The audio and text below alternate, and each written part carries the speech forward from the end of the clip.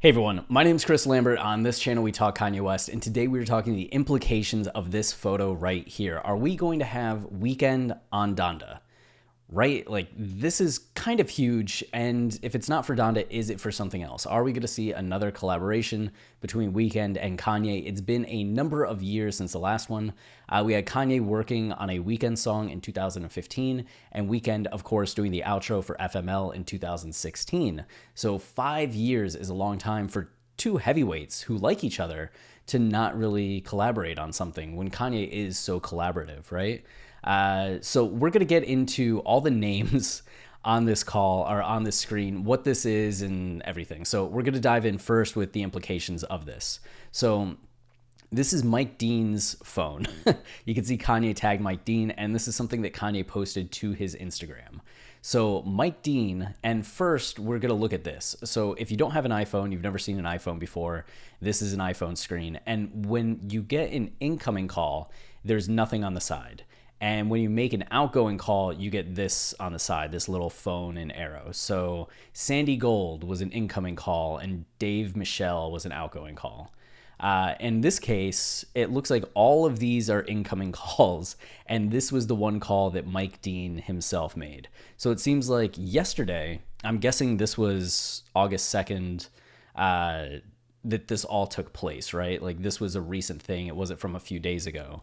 So it would have been that sometime August 1st, Mike Dean FaceTimed The Weeknd, which, okay, why is he FaceTiming? Why is Mike Dean FaceTiming The Weeknd? The two of them had collaborated with Kanye on Tell Your Friends, the 2015 song that was on Beauty Behind the Madness. You can see that Mike Dean was co-producer, written by, was involved. No, I guess those things.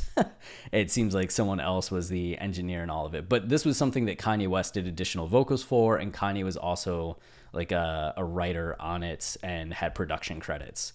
And then Mike and Weeknd worked together without Kanye on Where You Belong for the 50 Shades of Grey soundtrack.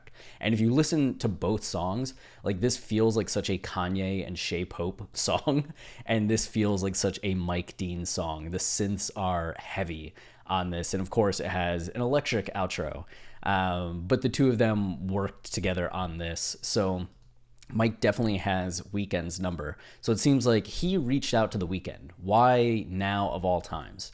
I thought this would have had more to do with it. So earlier today, like this morning, like 6 in the morning, 7 in the morning, this article came out. The Weeknd versus Abel Tesfaye on GQ. And you can see it was dropped August 2nd, 2021, and we're still August 2nd, yeah. And in this article, he mentions Kanye once. Who would you like to work with soon? I'd love to work with Arca. Arca's great. I'd love to work with Kanye again, especially on production. So very simple, just 2 lines, not gushing, which kind of contrasts a 2015 interview he did. Weeknd talks Kanye West, music, drugs, and Joe DiMaggio's what? And you can see down here, at your fitting and photo shoot, you found a comfort zone with the Yeezy clothes pretty quickly. So I guess there was a whole photo shoot he did with GQ wearing Yeezy like attire, right? I think that would have been Yeezy season 2 era. I really feel like he targeted someone like me. The camo, the army look, the black boots, the nonchalant kind of vagrant look. Nonchalant vagrant. I relate to it. It relates to my story. Kanye is such a great friend of mine as well. When he asked me, I couldn't say no. It was the least I could do. Okay, so it was his Adidas Yeezy collaboration. All right. So yeah, saying that Kanye is a great friend of mine, like, could it say no? A little more gushing than right back here. But you can see Mike Dean FaceTimes Weeknd. Oh, but the thing with this article is that if it came out this morning, these calls were made last night. So the article wouldn't have been the thing that kicked off these phone calls unless they got advance notice that this article was coming out, that it mentioned Weeknd wanting to work with Kanye, which is possible. Like, someone at GQ might have just hit up Kanye's publicist and said, hey, like, I'm running this story tomorrow. If you want to take a look. Kanye sees it, reaches out to Mike Dean. Mike Dean FaceTimes Weeknd. And you can see after that, Kanye calls at 12:05, and it says Kanye 2021 work. I hear that Kanye changes his number a lot. He might have the same phone, but that he gets a new number all the time. People who have worked with him or interviewed him in the past are just like, yeah, I tried reaching out to Kanye and his number changed. So I don't know if he just has a specific number when he works on each project and gives that to people that are involved in the project, and then when he moves on, he just cancels that number, which is kind of smart if you think about it. But Kanye calls Mike Dean, and then Rourke Bailey calls Mike Dean, and Mike Dean doesn't answer. And then Abel calls Mike Dean at 1:14. So an hour after Kanye called, and he talks to The Weeknd, and then Kanye calls at 2:15, an hour later, and he doesn't answer. Mike doesn't answer Kanye. He doesn't answer The Weeknd, who calls at 2:17, and then he doesn't answer Louise's FaceTime video, which is his girlfriend. So like Kanye and Weeknd, two of the biggest artists, Mike doesn't answer, and then his girlfriend, longtime girlfriend, doesn't answer as well. Just very funny to me. Like Mike's probably in the zone from 2:15 to 2:29. Like, I am playing synths, I am mixing and engineering, leave me alone. So we went through these two. Rourke Bailey is a producer and engineer, I think most associated with Playboi Carti, Fergie, Nicki Minaj, Lil Uzi Vert, London on the Track, Liam Payne, Ty Dolla $ign, Young Thug. So Carti, Ty Dolla $ign, Nicki, like all connections with Kanye in terms of like artists who Kanye has been in the studio with, who would vouch for Rourke. You can see the Playboi Carti subreddits. Just 9 days ago, Rourke Bailey, one of Carti's engineers, is with Kanye, and their Off the Grid song is back on the whiteboard. So he worked on Off the Grid, apparently. So he's been there for at least 9 days doing things for this album. And we know that Carti, from earlier like social media posts, was back in Mercedes-Benz Stadium last week, this week. I think there was another post today saying he was there. And then Louise here, you can see with Mike Dean. I think when we were interviewing Mike Dean, he told us a story about how she was doing art. She's an artist, visual artist, I do believe. And she had something involving birds. And that was one of the things that sparked Travis Scott's interest in the bird imagery. I don't think it sparked like Birds in the Trap, Sing McKnight, but there was just something about using that imagery was because Travis Scott was at Mike Dean's place and Louise had art related to that kind of imagery around, which really like clicked and registered with Travis. So you have that. That's who was calling Mike. And then just looking at FML, you can see the outro. The chorus here is, sorry, it was the chorus was The Weeknd. Yeah, he did the chorus, and the outro was Kanye in Section 25. I know that we covered this in a podcast episode, but I have no memory of ever talking about Section 25.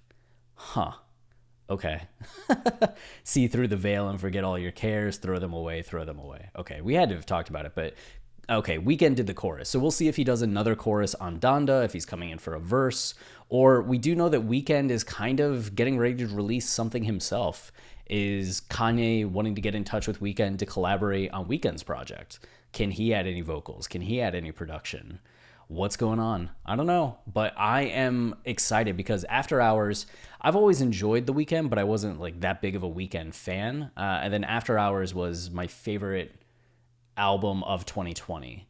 And I'm very excited for his new project. The teaser that he dropped today was really cool to me, especially the idea of After Hours being so steeped in night and darkness and having a darker 80s synth sound. If he's going with the dawn, which seems to be the motif, the light after the darkness, and we're going to get a more energized 80s sound because it does seem like he's staying with the 80s soundscape for this. I'm going to be so happy. Just the narrative implications of that, the thematic implications of that. Abel has been one that in his music videos has been very narrative focused as well. And then After Hours seems like it has a story going from song one to the last song. So I don't think he's on the level quite yet of like Kanye and Kendrick when it comes to narrative and concept albums, but I think he's heading in that direction, which is very exciting. You see him doing it, you see Tyler doing it. It's going to be a fun era, I think, in music as more artists want to make movies with their albums, you know? So that's all that I have for this video. Of course, as there's more information on a potential Weeknd collaboration, if Weeknd posts suddenly that he's in Atlanta, we will have updates, but appreciate you watching. And if you want to support the channel, the easiest way is to like, subscribe, comment. Any of those things tell YouTube this is a channel people like and enjoy, so then they show it to others, which goes a long, long way in helping us grow. That's how we show up on the featured page on YouTube's front homepage, and then in those sidebars, right? When you're watching a video and you see the other videos recommended on the side, that's how we get there. So thank you very much for all of you that leave the comments and the likes and who subscribe as well. So until next time, stay wavy and keep it loopy. Cheers.